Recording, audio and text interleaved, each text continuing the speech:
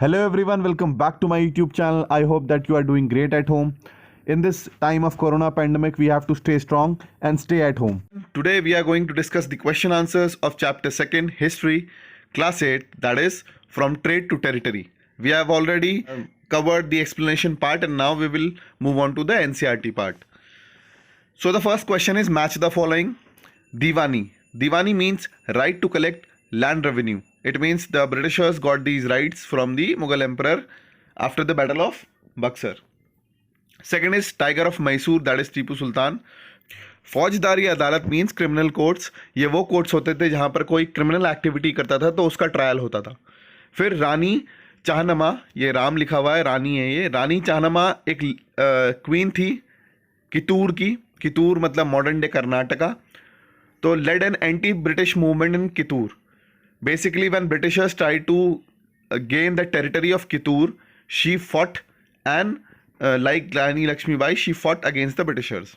Sipahi means Sepoy. Fill in the blanks. The British conquest in Bengal began with the Battle of Plassey. So, Battle of Plassey happened in 1757. So, the answer is Plassey. Hyder Ali and Tipu Sultan were the rulers of Mysore. Dalhousie implemented the doctrine of lapse. So Lord Dalhousie ने ही implement करी थी doctrine of lapse, जिसमें क्या था कि अगर कोई natural hair ना हो तो टेरिटरी ब्रिटिशर्स के अंदर आ जाएगी.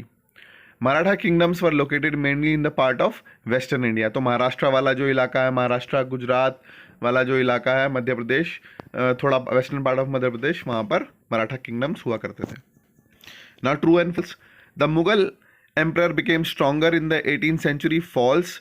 18th century का मतलब 1707 में तो औरंगजेब की डेथ हो गई थी, so it became weaker.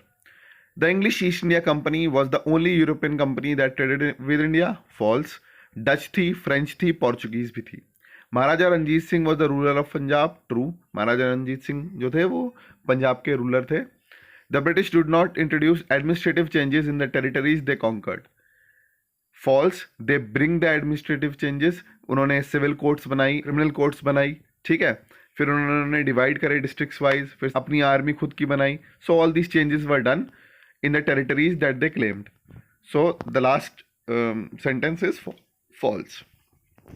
What attracted European trading companies to India? So this question may come in 3 marks, so you have to write more. But here only 2 points are given. The fine qualities of cotton and silk produced in India. So you can elaborate this point that the cotton and the silk that is produced in India, it is of very fine quality. वो बहुत अच्छी quality का था. And it was in a huge demand in the international markets. So Britishers or the European trading company used to come here, buy cotton and silk and then sell it to the European companies or the people. Second is Indian spices such as pepper, cloves, cardamom and cinnamon.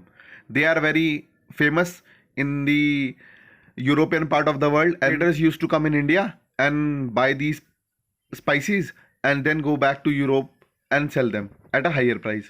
So it was a mercantile business. Next, what were the areas of conflict between Bengal Nawabs and the East India Company? So Bengal Nawab और East India Company के बीच में conflict, ऐसी चीज़ें क्या थी जिनमें मतभेद हुआ, उनकी लड़ाई हुई, एक तरीके से क्या थे वो? The Bengal Nawabs asserted their power and autonomy and refused to grant the company concessions. अब जो नवाब ऑफ बंगाल थे वो अपनी पावर दिखाना चाहते थे कि उन्हीं की पावर है उस एरिया में, और उन्होंने जो कंपनी को कंसेशंस दिए थे मुगल एम्परर ने, वो मना कर दिए. They demanded large tributes for company's right to trade. अब जब कंपनी ट्रेड कर रही थी तो उसे टैक्स पे करना चाहिए. किसको? नवाब ऑफ बंगाल को. They denied company any right to mint coins. अब कंपनी को सिक्के छापने से मना कर दिया, सिक्के बनाने से मना कर दिया. They stop the company from extending their its fortifications. अब कंपनी क्या करती थी, चारों तरफ दीवार बनाकर अपनी फैक्ट्री सेटअप करती थी या फिर अपने ऑफिसेस सेटअप करती थी. उनको मना कर दिया करने से कि ये सिर्फ नवाब ही कर पाएंगे. They claim the company was depriving the Bengal government of huge amounts of revenue and undermining the authority of nawab. It was refusing to pay taxes, writing disrespectful letters and trying to humiliate the nawab and his officials. अब company पे एक तरीके से आरोप लगा कि वो Bengal government का जो पैसा है जो नवाब के अंडर आना चाहिए था, रेवेन्यू, वो उनको नहीं दे रही है.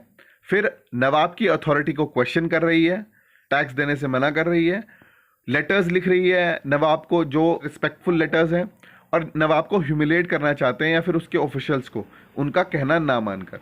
These were the areas of conflict between Bengal Nawabs and the East India company. तो ये सब चीज़ों के कारण फिर बैटल ऑफ प्लासी जो हुई, जिसमें रॉबर्ट क्लाइव ने किसको हराया, सिराजुद्दौला को हरा दिया।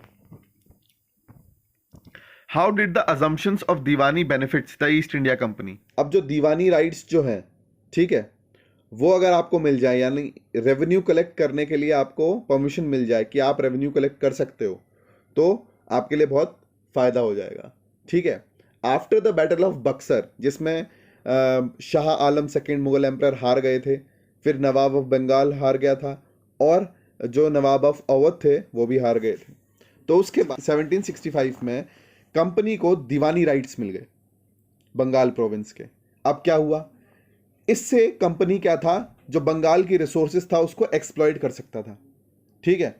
और जो पहले प्रॉब्लम्स उनको फेस करनी पड़ती थी फाइनेंशियली, वो नहीं करनी पड़ी। अब वो लोगों से टैक्स इकट्ठा करते थे जितना चाहें और अपने एक्सपेंसेस पूरे करते थे। Although its trade had expanded, it had to buy most of the goods in India with gold and silver. अब इंडिया में जो सामान खरीदना होता था उन्हें गोल्ड और सिल्वर से खरीदना होता था, जिसको वो किससे मंगाते थे, ब्रिटेन से मंगाते थे, और तब यहाँ पे खरीदते थे और फिर वापस ले जाते थे। बट अब जब उनको रेवेन्यूज मिलने लग गए लोगों से, ठीक है, तब उनको कोई प्रॉब्लम नहीं हुई। The overflow of gold from Britain stopped after the assumption of Deewani. Now the revenue from the Indian could finance company expenses. अब कंपनी के जो जितने भी खर्चे थे सब रेवेन्यू से चल रहे थे। These revenues they use to purchase cotton and silk textile in India, maintain company troops and meet the cost of buildings the company fort and offices at Calcutta.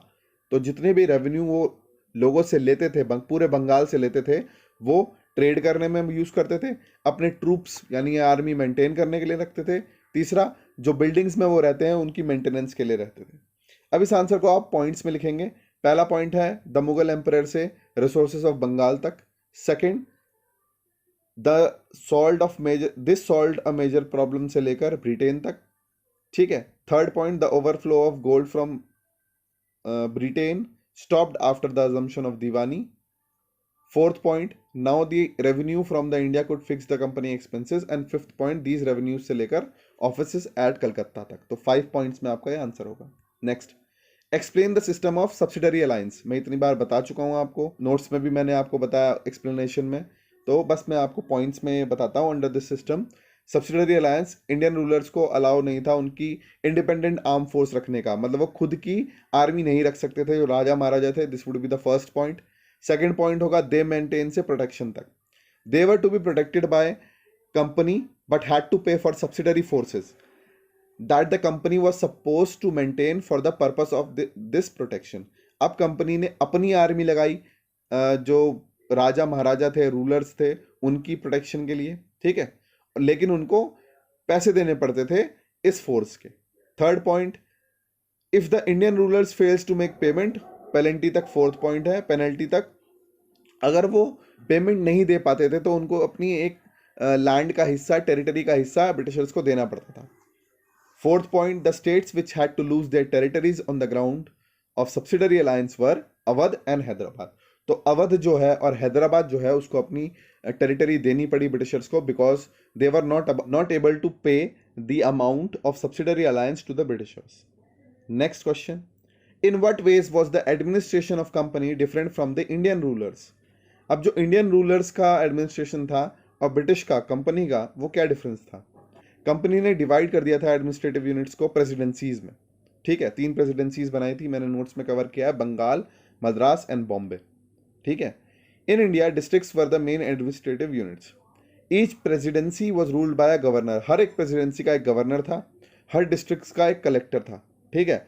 तो एक प्रेसिडेंसी को बहुत सारे डिस्ट्रिक्ट्स में बांट दिया गया था, जैसे हमारे स्टेट्स को डिस्ट्रिक्ट्स में बांट दिया जाता है ना, वैसे उस समय 3 प्रोविंसीज थी। सो हर एक प्रेसिडेंसी को गवर्न करता था गवर्नर, और डिस्ट्रिक्ट्स को कौन रूल करता था, कलेक्टर्स, ठीक है। जो सुप्रीम हेड होता था एडमिनिस्ट्रेशन का पूरी कंपनी का, वो था गवर्नर जनरल, जो 1773 में कौन बनाया गया था सबसे पहले, वॉरेन हेस्टिंग्स। हेड कौन हुआ करता था, किंग हुआ करता था, बट कंपनी के आने के बाद गवर्नर जनरल हो गया। The main job of Governor General was to introduce administrative reforms, while the main job of collector was to collect revenue and taxes and maintain law and order in his district. तो देखिए governor general का main काम था नए नए reforms लाना, administration को कैसे इंप्रूव करा जा सकता है, नए नए रूल्स बनाना। और जो कलेक्टर का रोल था वो ये था कि रेवेन्यू कलेक्ट करना, टैक्सेस कलेक्ट करना और लॉ को मेंटेन करना अपने डिस्ट्रिक्ट में। Question number 9, describe the changes that occurred in the composition of companies army. तो पहले ईस्ट इंडिया कंपनी एक ट्रेडर के रूप में आई, उनके साथ ही उनकी आर्मी भी आई साथ में, जो उनके ट्रेड को प्रोटेक्ट करके रखेगी। तो फिर इसके बाद बैटल ऑफ प्लासी हुई, जिनमें कि उनकी आर्मी को जीत मिली। फिर बैटल ऑफ बक्सर हुई 64 में, तो जिससे उनकी आर्मी और स्ट्रांग हो गई। तो धीरे धीरे करके जब उन्होंने पूरा टेरिटोरियल कंट्रोल हासिल कर लिया इंडिया में, तो क्या चेंजेस आए? The company began recruitment of its own army. उन्होंने खुद की आर्मी की रिक्रूटमेंट स्टार्ट कर दी। रिक्रूटमेंट का मतलब होता है भर्ती करना, which came to be known as sipahi army. तो उनको क्या बोला उन्होंने? सिपाही आर्मी बोला। सिपाही जो वर्ड है सिपाही से आता है, जो हिंदी वर्ड है एक। As the warfare technology changes from the 1820s, the cavalry recruitments of the company army declined. अब 1820 से क्या हुआ? 1820 के बाद से नए एडवांसमेंट ऑफ टेक्नोलॉजी होने लग गए, अच्छी गन्स आने लग गई, अच्छे इक्विपमेंट्स आने लग गए, जिससे क्या हुआ, जो घोड़े वाली सेना होती है, जिसे हम क्या कहते हैं, सवार कहते हैं, वो कम होने लग गए। The soldiers of company's army had to keep pace with changing military requirements as its infantry regiments now became more important. अब देखिए जैसे जैसे आगे टेक्नोलॉजी बढ़ी, मिलिट्री रिक्वायरमेंट्स बढ़ी, उसके हिसाब से उनको भी और अच्छा होना पड़ा। और जो इन्फेंट्री रेजिमेंट्स थी, यानी वो सेना, पैदल सेना बोलते हैं इन्फेंट्री को, जो लड़ाई करती है, ठीक है, बेसिकली जो फ्रंट पे होती है किसी भी आर्मी के वॉर टाइम में, तो उसको इम्प्रूवमेंट, उनको फिट होना पड़ा, उनको टेक्निक्स अच्छी सीखनी पड़ी। In the early 19th century, the British began to develop uniform military culture. 19th century के शुरुआत में यानी 1801 से कंपनी में यूनिफॉर्म कल्चर आया। जो रेड कलर की आप यूनिफॉर्म देखते हैं टीवी में, सीरियल में या फिर किसी मूवी में आपने देखी हो, वो तब से शुरू हुई। Soldiers were increasingly subjected to European style training. Europe की ट्रेनिंग उनको दी गई, ड्रिल प्रैक्टिस कराई गई, प्रैक्टिस और डिसिप्लिन सिखाया गया उनकी लाइफ में। So that's all for today. Thank you, take care, जय हिंद।